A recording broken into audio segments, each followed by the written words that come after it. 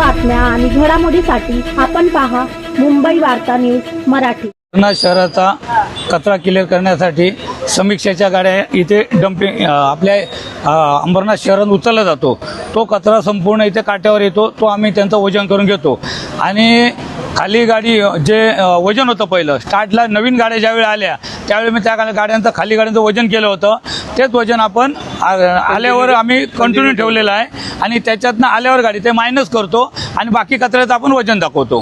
ते नवीन गाड्या आल्या होत्या ना त्यावेळी आपण त्याचं वजन केलं होतं। आता ते फरक कसा आला काय आला आपल्याला ते माहिती, पण काट्यावर आम्ही त्या पहिलं वजन केलं होतं, पण त्या नवीन गाड्याचं त्यावेळी तेवढं होतं। आता 10,940 त्याला पाहिजे तर वजन तो समोर उभा आहे।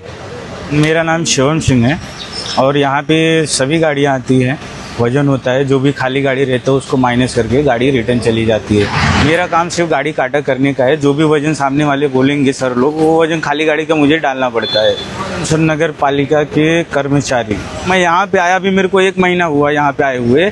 जब भी मैं यहाँ पे था वो टाइम पे पुरानी गाड़ियाँ थी तो सब गाड़ियों का वजन मेरे को मालूम था। जब यहाँ पे मैं आया तो सभी देखा तो सभी नई गाड़ी आ रही है, सभी नई गाड़ी आरसी है। तो मैं सर से पूछा, बोला उत्तम सर कि क्या वजन है इनका खाली गाड़ी का, तो मेरे को बोले 10,490, जो 1 से स्टार्ट होता है, जो 2 से स्टार्ट होता है उसका 10 टन 100 किलो। गेल्या 2023 पासून समीक्षा नामक कंपनीला अंबरनाथ शहराचा कचरा संकलित करण्याचा कॉन्ट्रॅक्ट त्या ठिकाणी दिला होता। जवळपास हीच कंपनी 2017 पासून अंबरनाथमध्ये काम करते। 23ला नवीन टेंडर पण त्यांनाच देण्यात आलं।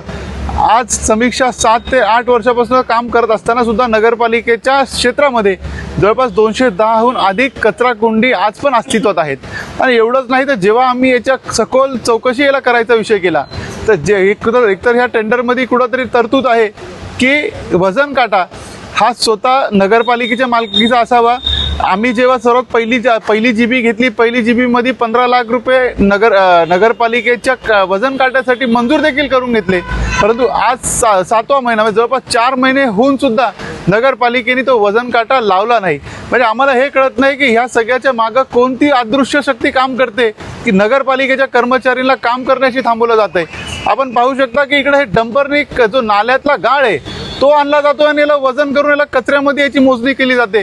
ते जवळपास बदलापूर सारखा शहराचा कचरा दिवसाला आहे 100 टन आणि अंबरनाथमध्ये असं काय घडतं की अंबरनाथमध्ये 170 टन जमा होतो। म्हणजे लक्षात घ्या जवळपास 70 टन अधिक कचरा हा बदलापूरपेक्षा अंबरनाथमध्ये जास्त जमा केला जातोय आणि होऊन सुद्धा अंबरनाथ शहरांमध्ये मुख्य रस्त्यांवर कचरा दिसतो आपल्याला।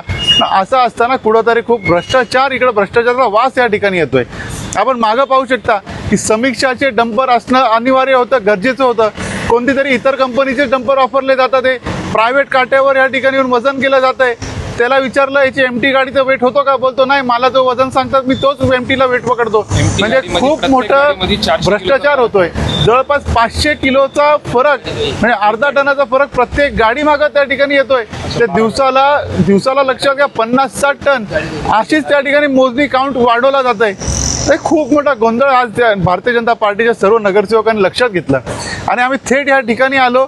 आम्ही संपूर्ण ह्या आरोग्य अधिकाऱ्यांना देखील बोलवून घेतलं, त्यांना देखील दाखवलं की तुम्ही जर का नाल्यातला गाळ इकडे आणून कचऱ्यामध्ये मोजत असतील तर अंबरनाथकरांच्या पैशाची खूप मोठी लूट होते आणि याच्याकरता अंबरनाथकरांचे आम्ही भारतीय जनता पार्टीचे नगरसेवक स्वस्थ बसणार नाही। तुमच्या सोबत आज तुम्ही पण आहोत, शहरमध्ये आपण फिरतो। शहरात आज देखील 210 कचरा कुंडी आपल्याला अस्तित्वात दिसतात। मुख्यतः हा कॉन्ट्रॅक्ट जेव्हा 2017ला नवीन तरतूद करण्यात आली, कचरा कुंडी मुक्त शहर या अनुषंगाने केलं होतं, परंतु पुढं एक सुद्धा कचरा कुंडी कमी झाली नाही, उलटा कचरा ह्या शहरामध्ये वाढला आणि त्याच्यावरती जर का कोणी अंकुश आणू शकत नसेल तर कुठंतरी अधिकारी ह्या संपूर्ण ठेकेदार सोबत मिळून त्या अंबरनाथ शहरातल्या जनतेच्या घामाच्या कष्टाच्या पैशाची लूट करताय हे असं बोलायला कोणत्याच प्रकारचं आपल्याला दोमत राहणार नाही। पाहू शकता ना आपण की त्या कामगारांकडे कुठं गमबूट नव्हते की कोणत्याच प्रकारचे ग्लव्ज नव्हते की कोणत्याच प्रकारचे यंत्रणा नव्हते। बिचारा रेनकोट नाही, काही नाही, हाताने सर्व काम करतोय, बिना बुटाचं काम करतोय। म्हणजे एखादा काही मोठी घटना घडली तर मोठं काहीतरी त्या बिचाराला म्हणजे भविष्यामध्ये आज जर आपल्याला वाटत असेल की त्याला काय येतो तो काम करतोय बिंदास, परंतु भविष्यामध्ये खूप मोठी त्याला काहीतरी एक आरोग्याचा विषय होऊ शकतो।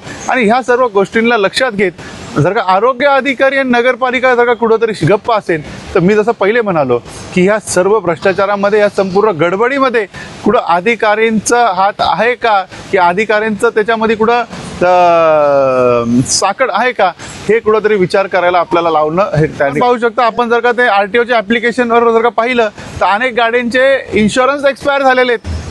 आणि हे सगळं काही बघायची जबाबदारी ही नगरसेवक नाही तर अधिकाऱ्यांची आहे.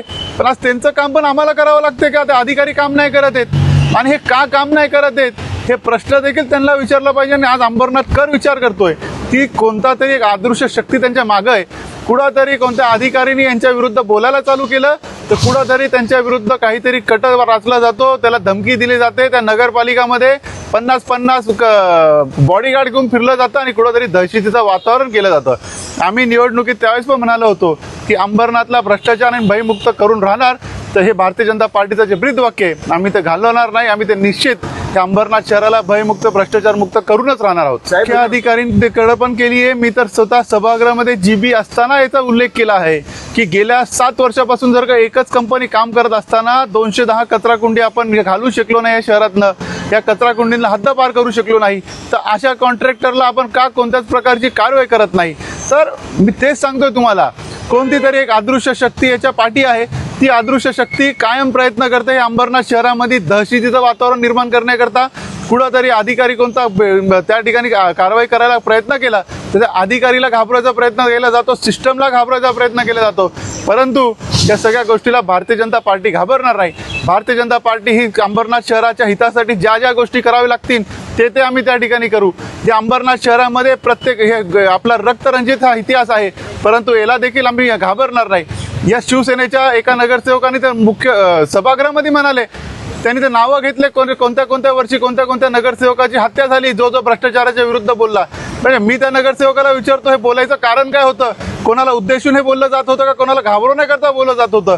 म्हणून मी तुम्हाला सांगतो या सर्व गोष्टींना आम्ही भीक घालत नाही. हे अंबरनाथ शहराला भ्रष्टाचार मुक्त भयमुक्त आम्ही करूनच राहू. आम्ही सन्माननीय मुख्य अधिकारी, सन्माननीय नगराध्यक्ष महोदयांकडे ही मागणी केली आहे. आजचं पुरावे देखील त्या ठिकाणी आम्ही समोर आणले, जनतेच्या समोर देखील आणलेत. आणि नक्कीच कारवाई झाली आणि कारवाई नाही झाली तर त्या ठिकाणी आम्ही आंदोलनाची पवित्र देखील त्या ठिकाणी घेणार आहोत. या 2026ला नवीन बॉडी आल्याच्या नंतर स्पेशल आरोग्याची चर्चा करण्याकरता एक बैठक बोलवण्यात आली होती. कुठंतरी ती बैठक पूर्ण होऊन द्यायची नव्हती म्हणून एक बालिश व्यक्ती त्या ठिकाणी गोंधळ घातला आणि त्या ठिकाणी त्यांनी संपूर्ण लोकांची दिशाभूल केली आणि ती सभा त्या ठिकाणी तहकूब करावा लागली. परंतु मी आज तुम्हाला सांगतो की ही जी अंबरनाथकराची लूट होते याच्याकरता आम्ही त्या ठिकाणी सामोरं जाणार. हे सर्व गोष्टीला आम्ही तुडून लावणार आहे भ्रष्टाचाराला. आणि हे सर्व काही करत असताना आमची मागणी आहे की सखोल चौकशी होऊन या संपूर्ण प्रकरणाचं ऑडिट व्हावं. कारण ऑडिट झाल्याशिवाय कळणार नाही. जवळपास सांगितलं जातं की 80 ते 100 गाड्या ह्या समीक्षा कंपनीच्या पाहिजे शहरामध्ये दिसत नाही आणि होत्या. तर आज सुद्धा आपल्याला 210 कचरा कुंडीतलं शहर का मुक्त झालं नाही हा प्रश्न मी त्या ठिकाणी अधिकारी आणि त्या ठेकेदाराला विचारतो. म्हणून आम्ही प्रामुख्याने मागणी करतोय की सभागृहामध्ये जेव्हा आम्ही स्पेशल मीटिंग याच्याकरता लावली होती फक्त आरोग्याची चर्चा करण्याकरता, तेव्हा ह्या लोकांनी ती मीटिंग उधळून लावली ती मीटिंग. परंतु आज आम्ही त्या ठिकाणी मुख्य अधिकारी आणि नगराध्यक्ष महोदयांकडे मागणी करतोय की या समीक्षा नामक कंपनीला जे कॉन्ट्रॅक्ट दिलंय याची संपूर्ण 2017 पासून जे काम चालू आहे संपूर्ण ऑडिट त्या ठिकाणी झालं पाहिजे. कारण जेव्हा नगरपालिकेची कचरा मोजण्याकरता वेट वेविंगची मशीनच नव्हती तर आपण दिवसाला 170 टन हे कोणाच्या आधारे करतो? ह्या प्रायव्हेट कंपनीच्या, ज्याच्या खुद्द हे जे ऑपरेटर आहे त्यांनी सांगितलं की जे सांगतात आम्ही त्या ठिकाणी लगेच ते वजन लिहितो. म्हणजे हा किती मोठा भ्रष्टाचार होतोय हे सर्वांनी विचार केला पाहिजे आणि भ्रष्टाचाराच्या विरुद्ध आम्ही गप्प बसणार नाही.